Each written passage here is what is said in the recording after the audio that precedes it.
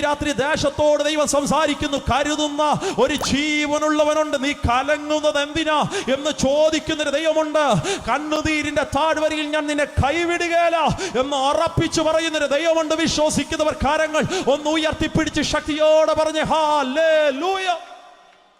അന്ന് രാത്രിയിലെ ഉപദേശിക്ക് കിട്ടിയ പാട്ട് ഞങ്ങളുടെ ദേശത്തിനകത്ത് ഉപദേശി സ്തോത്രം പറഞ്ഞുകൊണ്ട് പറഞ്ഞു, ഈ പാട്ട് പാടി എന്നെ ആരാധിക്കണോ. തൻ്റെ മുഴുവൻ ആർജവും ശബ്ദവും എടുത്തു പതിഞ്ഞ സ്വരത്തെക്കാൾ കവിയുന്ന ശബ്ദത്തോടെ ഈ മനുഷ്യൻ ഈ പാട്ട് പാടി ആരാധിക്കാൻ തുടങ്ങി. എനിക്കിന്നും അറിയത്തില്ല അച്ഛാ, ആ പാട്ട് അവിടെ ഇരുന്ന് ഏതെങ്കിലും ക്രിസ്ത്യാനികളെ സ്പർശിച്ചൊന്നും എനിക്കും ഇന്നും അറിയാൻ പാടില്ല. പക്ഷെ 2 വീടപ്പുറം മാറി ശാപം പിടിച്ച വീടിന്റെ മുറ്റത്തിൽ ചാകാനിരിക്കുന്ന എൻ്റെ മാതാവിൻ്റെ കാതിനകത്തല്ല, ഹൃദയത്തിനകത്തേക്ക് ആ വരി വന്ന് പതിച്ചു. എൻ്റെ അഭിഷക്തന്മാരെ, നമ്മളൊക്കെ പാട്ട് പാടുമ്പോൾ ജനം ചിന്തിക്കുന്നത് ഇത് വലിയ ശുശ്രൂഷയൊന്നുമല്ല, പ്രസംഗമാ വലിയ ശുശ്രൂഷ. ഞാൻ ഇന്ന് രാത്രി എൻ്റെ അനുഭവത്തെ തിരിച്ചു പറയാം. പ്രസംഗത്തെക്കാൾ ഒരു പവർ പാട്ടിനുണ്ട്. ഏത് മനസ്സുകളെ തൊടാൻ പാട്ടിന്റെ വരികൾക്ക് മനസ്സിലാകുന്നവർ. പ്രസംഗം എല്ലാവർക്കും പിടികിട്ടുള്ള നിർബന്ധമില്ല, പക്ഷേ പാട്ടിനകത്തുള്ളൊരു ആത്മസാന്നിധ്യം ഏത് മനുഷ്യന്റെ മനസ്സിനെ തൊടുന്നതാണ്. മനസ്സിലാകുന്നവർക്കായി സ്തോത്രം പറയുന്നു. അന്ന് രാത്രിയിൽ ഈ പാട്ടിന്റെ വരികൾ എൻ്റെ മാതാവിന്റെ കാതിനകത്തേക്ക് വന്ന് പതിച്ചു. ആദ്യമായി എൻ്റെ അമ്മ ജീവനുള്ള യേശുവിനോട് ചോദിക്കാൻ തുടങ്ങി, കരുതുന്നവൻ നീയാണോ? കലങ്ങുന്നത് എന്തിനാന്ന് ചോദിക്കുന്നവൻ നീയാണോ? പോകണമെന്ന് ആഗ്രഹമുണ്ട്, പക്ഷെ ഹൈന്ദവ വിശ്വാസപ്രകാരം നായർ പശ്ചാത്തലത്തിൽ ജനിച്ചു വളർത്തപ്പെട്ടവൾ ക്രിസ്ത്യാനിയുടെ യോഗത്തിൽ പോയിരിക്കുന്നത് ശരിയല്ലെന്ന് ചിന്തിച്ച് എൻ്റെ മാതാവ് അതിനകത്ത് ഇങ്ങനെ ഒതുങ്ങിയിരിക്കുമ്പോൾ പാട്ടിന്റെ 2ാം സ്റ്റാൻസ് എത്തി. അച്ഛാ, അബ്രഹാമിന്റെ ദൈവമല്ലയോ ഞാൻ നിനക്കായി അത്ഭുതങ്ങൾ ചെയ്യുകയില്ലയോ? ഈ വരി കൂടെ കേട്ടപ്പോൾ പിന്നെ അമ്മയ്ക്ക് ഇരിക്കാൻ പറ്റുള്ള കസേര വിട്ട് ചാടിയിരുന്നിട്ട് എൻ്റെ മാതാവ് ബീറ്റിങ്ങിനെ ലക്ഷ്യമാക്കി ഓടാൻ തുടങ്ങി. നിങ്ങളുടെ ഇതിനകത്ത് സഹോദരിമാരെ കണ്ടോ, സഹോദരന്മാരെ കണ്ടോ? നിങ്ങൾ ഈ പന്തലിന്റെ നടുവിൽ സന്തോഷത്തോടെ വന്നിരിക്കുന്നത് പോലെ എൻ്റെ മാതാവിന് വന്നിരിക്കാൻ അറിയാൻ പാടില്ല.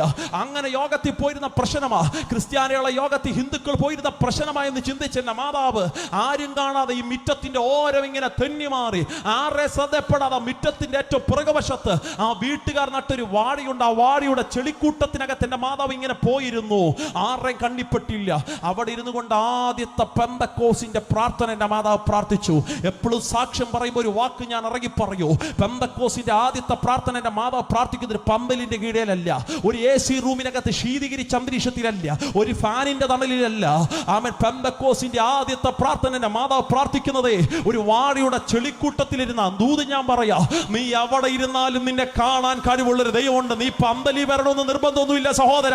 നീ വീടിന്റെ അകത്തളങ്ങളിൽ ഇരുന്ന ഈ സന്ദേശം കേൾക്കുന്നതെങ്കിലും, നീ വീടിന്റെ റൂമിനകത്തിരുന്ന ഈ സന്ദേശം കേൾക്കുന്നെങ്കിലും, ഇതെനിക്ക് കേൾക്കണ്ട എന്ന് വെച്ച് നീ കഥകടച്ചിരിക്കുന്നവനാണെങ്കിലും, ഇന്ന് രാത്രി നീ ഇരിക്കുന്നിടത്ത് നിന്നെ അന്വേഷിക്കുന്ന ഒരു ജീവനുള്ളവനുണ്ട്.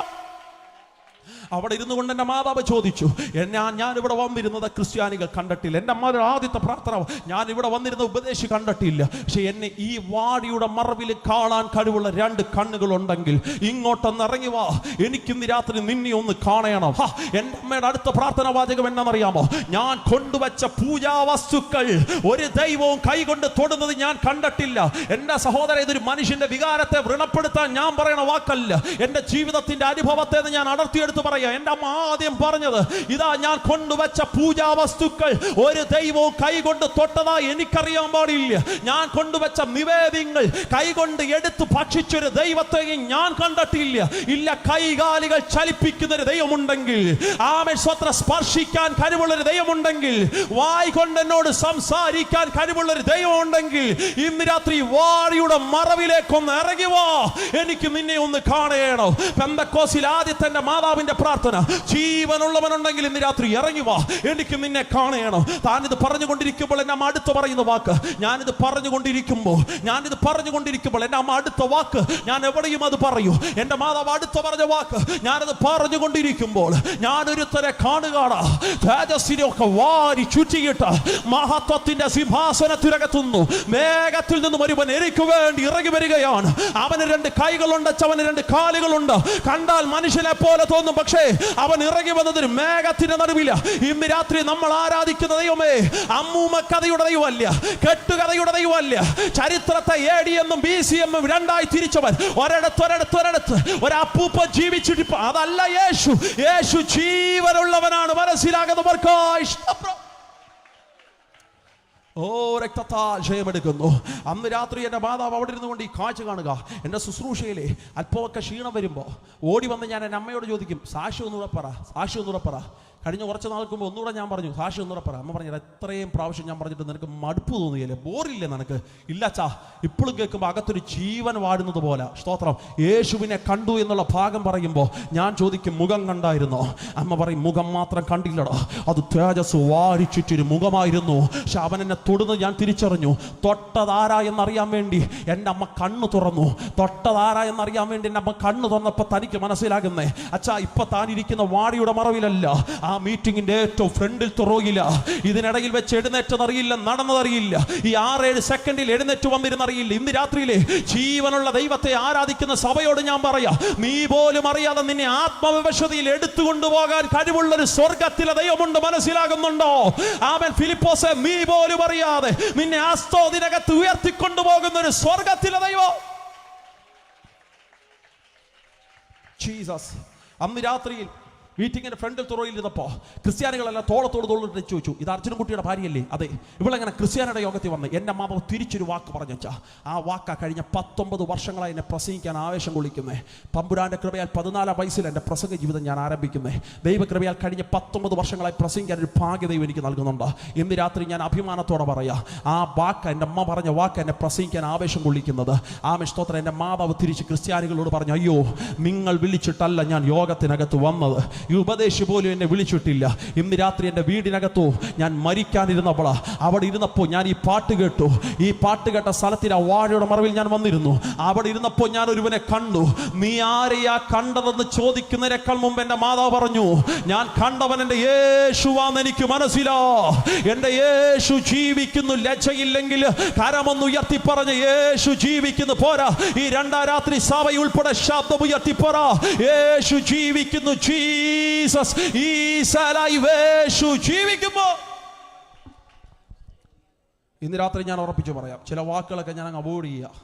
ദേശത്തെ മുറിവേൽപ്പിക്കാൻ എനിക്ക് മാനസികമായി താല്പര്യമില്ല. അല്ല, ഇത് ഞങ്ങളുടെ സഹോദരങ്ങൾ തിങ്ങിപ്പാർക്കുന്ന നാടാണ്. പക്ഷേ എൻ്റെ അനുഭവത്തിൽ നിന്ന് ഞാൻ പറയാം, ആമേൻ, സ്തോത്രം. ജീവിക്കുന്നവൻ കണ്ണും തള്ളിയവനല്ല, ജീവിക്കുന്നവൻ നാക്ക് നീട്ടിയവനല്ല, ജീവിക്കുന്ന ശൂലം പിടിച്ചവനല്ല, ജീവിക്കുന്നത് മരിച്ച് കല്ലറയിൽ ഒതുങ്ങിപ്പോയവനല്ല, ജീവിക്കുന്നത് ഐതിഹ്യ പുരുഷന്മാരല്ല, ജീവിക്കുന്നത് ആൾ ദൈവങ്ങളല്ല. ജീവിക്കുന്ന ഒരുത്തനുണ്ടെങ്കിൽ അത്ഭുത മന്ത്രിയായവൻ ജീവിക്കുന്നു. ജീവിക്കുന്നവൻ വീരനാം ദൈവമായവൻ ജീവിക്കുന്നു. നിത്യപിതാവായവൻ ജീവിക്കുന്നു. സമാധാനത്തിന്റെ പ്രഭുവായവൻ ജീവിക്കുന്നു. അൽഫയും ഒമേഗയുമായവൻ ജീവിക്കുന്നു. ആദ്യനും അന്ത്യനുമായവൻ ജീവിക്കുന്നു. ഭൂരാജാക്കന്മാർക്ക് അധിപതിയായവൻ ജീവിക്കുന്നു. തത്വത്തിന്റെ മുദ്രയായവൻ ജീവിക്കുന്നു. സകല പിതാക്കന്മാർക്കും ആദിജാതനായവൻ ജീവിക്കുന്നു. ഷായുടെ കുറ്റിയിൽ നിന്ന് പുറപ്പെട്ടു വരുന്ന ദൈവത്തിന്റെ മുളയായവൻ ജീവിക്കുന്നു. ദാവീദ് ഗോത്രത്തിന്റെ സിംഹമായവൻ ജീവിക്കുന്നു. ദാവീദിന്റെ താക്കോൽ കയ്യിലുള്ളവൻ ജീവിക്കുന്നു. അവൻ തുറന്നാൽ ആർക്കും അത് അടയ്ക്കാൻ കഴിയില്ല, അവൻ അടച്ചാൽ ആർക്കും അത് തുറക്കാൻ കഴിയില്ല. ഇന്ന് രാത്രി യേശു ജീവിക്കുന്നു എന്നൊരു ബോധ്യം അകത്തുണ്ടെങ്കിൽ കരകളെ അടിച്ചു കർത്താവിന് നന്ദി പറ. 7 പൊൻനിലവിളക്കുടെ നടുവിൽ നിലയെങ്കി ധരിച്ചവൻ, മാറത്തു പൊൻകച്ച കെട്ടിയവൻ, വെള്ളോടിന് സദൃശമുള്ള കാലുകളുള്ളവൻ, കണ്ണ് അഗ്നിജ്വാലക്കത്തുള്ളവൻ, ഇരുവായ്ത്തലയുള്ള വചനമെന്ന വാൾ വായിൽ വഹിക്കുന്നവൻ, സർവശക്തനായവൻ ഇന്ന് രാത്രി ജീവിക്കുന്നു. ജീവിക്കുന്ന യേശുവിനെ ആരാധിക്കാൻ ഭാഗ്യം കിട്ടിയ ദൈവമക്കൾ പറ, എന്റെ മുഖം ഇന്ന് രാത്രി അഴിയാൻ പോകുകയാണ്, എന്റെ ബന്ധനങ്ങൾ ഇന്ന് രാത്രി അഴിയാൻ പോകുകയാണ്, എന്റെ ശാപങ്ങൾ ഇന്ന് രാത്രി അഴിയാൻ പോകുകയാണ്, എന്റെ അന്ധകാരത്തിന്റെ മേഖലകൾ ഇന്ന് രാത്രി അഴിയാൻ പോകുകയാണ്. ജീവിക്കുന്ന യേശുവിനെ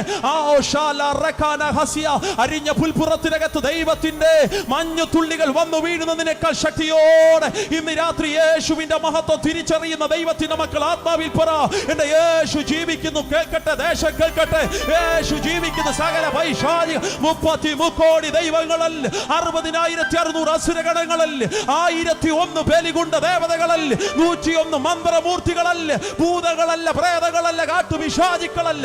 ജീവിക്കുന്ന ഒരുവരേ ഉള്ളൂ, അവൻ പാതാളത്തെ ജയിച്ചവൻ ജീവിക്കുന്നു. യേശു ജീവിക്കുന്നു. അതുകൊണ്ട് ഇന്ന് രാത്രിയിൽ അഭിഷേകമുള്ളവർ കരമുയർത്തി പറ, യേശു ജീവിക്കുന്നത് കൊണ്ട്. ഉറക്കെ പറ, ഉറക്കെ പറ, യേശു ജീവിക്കുന്നത് കൊണ്ട്. ശബ്ദമുയർത്തി പറ, യേശു ജീവിക്കുന്നത് കൊണ്ട് ഞാനും ജീവിക്കുന്നു. ആമേൻ. നീ മരിക്കയില്ല, നീ ജീവനോടെ ഇരുന്ന് ദൈവത്തിന്റെ പ്രവർത്തികളെ ഘോഷിക്കും. മനസ്സിലാകുന്നുണ്ടോ? ഒരു പിടി തുണ്ടുകയറിനകത്ത് നിന്റെ ജീവിതം അവസാനിക്കില്ല, ഒരു വിശക്കുപ്പി നിന്നെ അവസാനിപ്പിക്കില്ല. യേശു ജീവിക്കുന്നത് കൊണ്ട് നിന്റെ തലമുറ മദ്യത്തിനും മയക്കുമരുന്നിനകത്ത് അകത്ത് വീട് തകർന്ന് നശിച്ചു പോകത്തില്ല. യേശു ജീവിക്കുന്നത് കൊണ്ട് എന്റെ തലമുറയും ജീവിക്കുമെന്ന് വിശ്വസിക്കുന്നവർ ചേർന്ന് ശക്തിയോടെ 6 അടി മണ്ണിനെ നമ്മളെ ഒതുക്കാൻ കഴിയില്ല. അങ്ങാണും 6 അടി മണ്ണിനകത്ത് നമ്മൾ ഒതുങ്ങിപ്പോയാലും പ്രാർത്ഥിക്കുന്ന അഭിഷക്തന്മാർ അവസാനത്തെ പിടി മണ്ണ് വാരിയിട്ടേച്ച് പറഞ്ഞു പോകുന്ന ഒരു ദൂതുണ്ട്. അത് പെന്തക്കോസ്തുകാരുടെ മാത്രം ഒരു കുത്തകയുടെ വാക്കാണ്. ദാനിയേലേ, കാലാവസാനത്തിൽ നിന്റെ ഓഹരി പ്രാപിപ്പാൻ നീയും എഴുന്നേറ്റ് വരണം എന്ന് വെച്ചാൽ 6 അടി മണ്ണിനെ നമ്മളെ ഒതുക്കാൻ കഴിയില്ല. കർത്താവ് താൻ ഗംഭീര നാദത്തോടും പ്രധാന ദൈവദൂതന്റെ ശബ്ദത്തോടും ദൈവത്തിന്റെ കാഹളത്തോടുകൂടെ ഞാൻ ആരാധിക്കുന്ന എന്റെ യേശു വീണ്ടും വരുമ്പോൾ കല്ലറകളെ പൊട്ടിച്ച് ഞാനും ഉയർത്തെഴുന്നേൽക്കുമെന്ന് ഉറപ്പുള്ള ദൈവത്തിന്റെ മക്കൾ ചേർന്ന് ശക്തിയോടെ സ്വസാനങ്ങൾ എഴുന്നേറ്റ് നിൽക്കാൻ കഴിയുന്നവർ സ്വസാനങ്ങളിൽ എഴുന്നേറ്റ് നിന്നാണ്. ആമേൻ. ശാപത്തിന്റെ ദുഃഖങ്ങൾ അഴിയൂ. അന്ന് രാത്രിയിൽ എന്റെ മാതാവ് തിരിച്ച് സ്വഭവനത്തിലേക്ക് വന്നു. ഒറ്റ മിനിറ്റ് എന്നെ നോക്കിയാട്ടെ. എല്ലാ ശ്രദ്ധകളും എനിക്കറിയാം. ലാസ്റ്റ് 1 മിനിറ്റ് എന്നെ ശ്രദ്ധിച്ചാട്ടെ. അന്ന് രാത്രി എന്റെ മാതാവ് തിരിച്ച് സ്വഭവനത്തിലേക്ക് വന്നു. ആമേൻ. എന്റെ മാതാവ് യേശുവിനെ കണ്ടെത്തിയവളെ തിരിച്ച് സ്വഭവനത്തിലേക്ക് വന്നു. അവിടെ മുതൽ പ്രശ്നങ്ങൾ ആരംഭിച്ചു. ഇന്ന് രാത്രി സഭയോട് ഞാനൊരു വാക്ക് ഇറങ്ങി പറയാം. ശ്രദ്ധിച്ച ആ വാക്ക് കേൾക്കണം. പെന്തക്കോസി വരുമ്പോ പട്ടുപത്തയാമോ? പെന്തക്കോസി വരുമ്പോൾ ചുവന്ന പരവതാനിയാണോ? പെന്തക്കോസി വരുമ്പോൾ പൂമാലയാണോ? സ്വോത്രാണോ? സ്വോത്രാഴ്ചയാണോ? എന്ന് ആരേലും നിങ്ങളെ പറഞ്ഞു പഠിപ്പിച്ചിട്ടുണ്ടെങ്കിൽ തൊടുകയോടെ ഞാൻ പറയാം, പെന്തക്കോസി വരുമ്പോൾ പട്ടുമെത്തയില്ല, ചുവന്ന പരവതാനിയില്ല, പൂമാലയില്ല, സ്വോത്രമില്ല, സ്വോത്രാഴ്ചയില്ല. വിദേശത്തുനിന്ന് പണം ഇല്ലച്ചാ, പിന്നെ ഇതി വന്ന എരിയുന്ന തീച്ചൂളയായിരിക്കും. എന്നാൽ അതിനകത്തൂടെ കയറി ഇറങ്ങിപ്പോകുന്നവനെ പൊന്നുരുകുന്നത് പോലെ സ്വർഗം പുറത്തു കൊണ്ടുവരും. വിശ്വാസത്തിനകത്ത് വന്നതിന് ശേഷം നാട് വിട്ടു പോകേണ്ടി വന്ന ഞങ്ങളുടെ ജീവിത സാഹചര്യം. അവിടെ മുതൽ ഞങ്ങൾ സാക്ഷ്യങ്ങൾ ആരംഭിക്കുക. സത്യം ഞാൻ അവിടെ പറഞ്ഞു നിർത്തുക. സ്തോത്രം. കൊട്ടാരക്കരയ്ക്ക് സമീപം ഓടനാവട്ട ദേശത്തിനകത്ത് ജനിച്ചു വളർത്തപ്പെട്ട ഞങ്ങൾ യേശുവിനെ അറിഞ്ഞതിന്റെ പേരിൽ നാട് വിട്ടു പോകേണ്ടി വന്നു. അല്ലെങ്കിൽ രക്തബന്ധങ്ങൾ ഇറക്കി വിട്ടു വീട്ടിൽ നിന്ന്. സ്തോത്രം. വയനാടിന്റെ കാട്ടുപ്രദേശത്തിലേക്കുള്ള ചേക്കറുകൾ. 3.5 വർഷം അവിടുത്തെ താമസം. വിശ്വാസം ഞങ്ങളെ പഠിപ്പിച്ച നാട്. 3.5 വർഷത്തിന് ശേഷം വയനാട്ടിൽ നിന്ന് തിരിച്ച് കൊട്ടാരക്കരയ്ക്കുള്ള മടങ്ങി വരും. വന്നതല്ല, ആരാണോ ഇറക്കി വിട്ടത് അവർ തിരിച്ചു വിളിച്ചു കൊണ്ടുപോയി. സ്തോത്രം. തിരിച്ചു വിളിച്ചു കൊണ്ടുവന്നു. ഇന്ന് രാത്രി യേശുവിന്റെ പേരിൽ ഒരു പടിയെങ്കിലും നീ കേട്ടിട്ടുണ്ടെങ്കിൽ ഇരട്ടി മാന്യത നൽകി മാനിക്കുന്നൊരു ദൈവമുണ്ട്. തലമുറകളായി ഞങ്ങളെ നോക്കി നാട്ടുകാർ ചോദിച്ചു, ഇവരുടെ ഭാവി എന്തോ ആകും, ഇവരുടെ വീടെന്താകും. പിരിച്ച് നാട്ടിലൊക്കെ കയറി വന്നപ്പോൾ എൻ്റെ അപ്പൻ ആര്യം ചെയ്ത കാര്യം വീടിന്റെ പണി ആരംഭിച്ചു. നാട്ടിൽ ചെറുപ്പക്കാർ ചോരത്തിളപ്പുള്ളവർ എൻ്റെ അപ്പൻ്റെ അടുക്ക് വന്നിട്ട് ചോദിച്ചു, അർജുന സാറേ, ശാപം വീണ്ടും വിളിച്ചു വരുത്താൻ വന്നതാണോ? ഇനിയും പണി തുടങ്ങിയ മരണം കാണും. എൻ്റെ അപ്പൻ പറഞ്ഞു, ഇല്ലടാ, ഇനി പണി തുടങ്ങിയ മരണം കാണുകയില്ല. ആമൻ. പണ്ട് കൂടെ ഒരാൾ പണിയാനില്ലായിരുന്നു, ഇപ്പൊ കൂടെ ഒരാൾ പണിയാനുണ്ടെന്ന്. അവർ ചോദിച്ചു, ഏത് എഞ്ചിനീയറാണ് സാറ് കൊട്ടേഷൻ കൊടുത്തേക്ക്? എൻ്റെ അപ്പം പറഞ്ഞു, എല്ലാ പ്രപഞ്ചം ഉണ്ടാക്കിയ ഒരു എഞ്ചിനീയർ ഉണ്ട്, പുള്ളിക്ക് ഞങ്ങൾ കൊട്ടേഷൻ കൊടുത്തേക്കുക. വീടിന്റെ പണി തുടങ്ങിയച്ചാ. നാട്ടുകാർ നോക്കി, ഇനി എന്നാ മരണം? ഇനി മരണമല്ല, ജീവനും പുനരുത്ഥാനവും ചലിക്കപ്പെടാൻ തുടങ്ങി. ശാപം മുഖത്തെ ദൈവം അടിക്കാൻ തുടങ്ങി യേശുവിന്റെ നാമത്തില്. ആമൻ. ഇന്ന് കൊട്ടാരക്കരയ്ക്ക് സമീപം ഓടനാവട്ട ദേശത്തിലൂടെ നിങ്ങൾ പോയാൽ, ഞാൻ ഒത്തിരി സ്നേഹിക്കുന്ന കർത്താവിന്റെ ദാസൻ ഡെർഫിൻ അച്ഛൻ ഇന്ന് രാത്രിയിലെ യോഗത്തിനകത്ത് വന്നിട്ടുണ്ട്. അച്ഛൻ ഞങ്ങളുടെ വീട്ടിലൊക്കെ വന്നിട്ടുള്ളതാണോ എന്ന് എനിക്ക് ഓർമ്മയില്ല. ഓടനാവട്ടത്തെ ഞങ്ങളുടെ ചർച്ചിനകത്ത് വന്ന് അനുഗ്രഹിക്കപ്പെട്ട ആത്മീയ ശുശ്രൂഷയൊക്കെ നടത്തിയിട്ടുണ്ട്. ആമൻ. ഇന്ന് ഞങ്ങളുടെ ദേശത്തിനകത്ത് വന്നാൽ തല ഉയർത്തി പിടിച്ചു നിൽക്കുന്ന ഒരു വീട് കാണാൻ കഴിയും. പരിത്യര വന്നിട്ട് അർജുനൻകുട്ടിയുടെ വീട് നിങ്ങൾ ചോദിച്ചാൽ മതി. അവർ പറയും, അർജുനൻകുട്ടിയുടെ വീടല്ല, ലൈവ് പോകുന്ന വാക്കുകളാണ്. ആമൻ. ഇന്ന് രാത്രി ഒന്നും ഇറക്കി പറയാൻ എനിക്ക് നിർവാഹമില്ല, കയറ്റി പറയാനും എനിക്ക് പ്രമാണമില്ല. കാരണം ബൈബിൾ എൻ്റെ മുമ്പിലുണ്ട്. അതുകൊണ്ട് ഇന്ന് രാത്രി വാക്കുകളുടെ ഗാംഭീര്യം ഇല്ലാതെ ഞാൻ പറയാം. ഇന്ന് ഞങ്ങളുടെ ദേശത്ത് വന്ന് അർജുനൻകുട്ടിയുടെ വീട് വെച്ചാൽ അവരാദ്യം പറയാം, അർജുനൻകുട്ടിയുടെ വീടല്ല, അർജുനൻകുട്ടിയുടെ ദൈവമോ അവരെ മാനിച്ചു. സ്തോത്രം.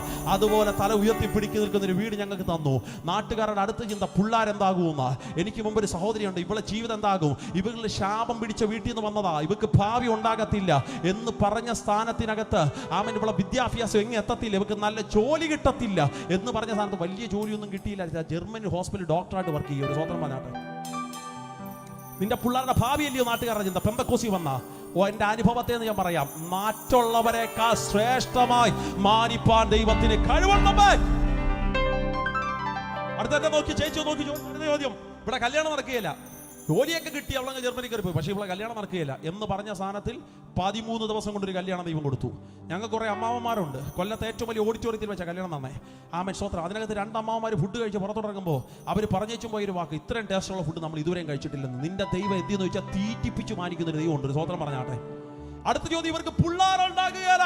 സ്തോത്രം. കാരണം ശാപം പിടിച്ച വീട്ടിൽ നിന്ന് വന്ന അച്ഛാ വരത്തുപോക്കുള്ള മണ്ണി വീട് വെച്ച് താമസിക്കുന്നവരെ പിള്ളേരുണ്ടാകത്തില്ല എന്ന് പറഞ്ഞ സ്ഥാനത്ത് കല്യാണം കഴിഞ്ഞ് ഏകദേശം 1.5 വർഷം കഴിഞ്ഞപ്പോൾ എന്റെ ചേച്ചിക്ക് ദൈവം ഒരു ആൺ സന്തതിയെ കൊടുത്തു. പേര് ജുവാൻ സാം കെന്നത്തുന്ന ഒരു സ്തോത്രം പറഞ്ഞാട്ടെ. ഇന്നവൻ 6 വയസ്സുണ്ട്. ആമേൻ സ്തോത്രം. ഏകദേശം 1.5-2 വർഷം കഴിഞ്ഞപ്പോൾ ഒരു പെൺ സന്തതിയെ കൂടെ ദൈവം കൊടുത്തച്ചാ. പേര് മഹിമാ സാം കെന്നത്തുന്ന ഒരു സ്തോത്രം പറഞ്ഞാട്ടെ. ഒരു 2.5 വർഷം കഴിഞ്ഞപ്പോൾ ഒരു പെൺ സന്തതിയും കൂടെ ദൈവം കൊടുത്തു. പേര് മിലാന സാം കെന്നത്തുന്ന ഒരു സ്തോത്രം പറഞ്ഞാട്ടെ. ഇപ്പൊ 3 പിള്ളേരുണ്ട് അച്ഛാ. ഇടയ്ക്ക് ചേച്ചി വിളിക്കുമ്പോൾ ഞാൻ പറയും ഇതും കൊണ്ട് നിർത്തണ്ടറി, കുറഞ്ഞത് 6 വേണം. ശാപം പിടിച്ച വീട്ടിൽ നിന്ന് പിള്ളേരുണ്ടാകത്തില്ലെന്ന് പറയുന്ന പിശാചേ, ഉദരം ദൈവം തുറക്കുന്ന ദാനമാമേ. ആ ശാപമുഖം ഇന്ന് രാത്രി അടിയട്ടെ. ഉദരത്തിനകത്തുള്ള ചില ശാപമുഖം യേശുവിന്റെ നാമത്തിൽ ആത്മാവിൽ ഇന്ന് രാത്രി ദൂത് സ്വീകരിക്കുന്ന ദൈവമക്കളുണ്ടെങ്കിൽ പറ. ശാപമുഖം ഇന്ന് രാത്രി അടിയാൻ പോവുക. അന്ധകാര മുഖം ഇന്ന് രാത്രി അടിയാൻ പോവുക. ബന്ധനങ്ങൾ ഇന്ന് രാത്രി അടിയാൻ പോവുക. ദൈവം യേശു അശൂർ എന്ന് പറയുന്ന പാളയത്തെ നോക്കി പറയുക, ഇനി നിന്റെ മുഖം അവൻ ചുമക്കത്തില്ല. അവന്റെ മുഖത്തെ ഞാൻ അടിക്കാൻ പോകുകയാണ്. അവന്റെ മുഖം ഞാൻ അടിക്കാൻ പോകുന്നു. വിശ്വസിക്കുന്നവർ കരകളെ ചോർത്തടിച്ച് ശക്തിയോടെ എല്ലാ ശാപമുഖവും അടിയട്ടെ. ഈ സമയം എന്റെ രോഗങ്ങൾക്കകത്തൊരു പ്രാർത്ഥന എനിക്ക് വേണമെന്ന് പറയുന്നവർ അത് സ്ഥലത്തിൽ നിന്നാ മതി. നിൽക്കുന്ന സ്ഥലത്തിൽ നിന്നുകൊണ്ട് ശബ്ദമുയർത്തി പ്രാർത്ഥിക്കും. എന്റെ രോഗങ്ങളെ ദൈവം സൗഖ്യമാക്കണം. എന്റെ ചില ശാപങ്ങളെ അടിയണം. ഈ സാക്ഷ്യം കേൾക്കുമ്പോൾ എനിക്ക് തോന്നുന്നു മാസം എന്റെ വീടിനുള്ള ദൂത ആകെ എന്റെ വീടിനകത്തൊരു ബന്ധനം അടിയണം. അല്ല അത്യാവശ്യം ഒരു പ്രാർത്ഥന വേണമെങ്കിൽ ഇന്ന് രാത്രി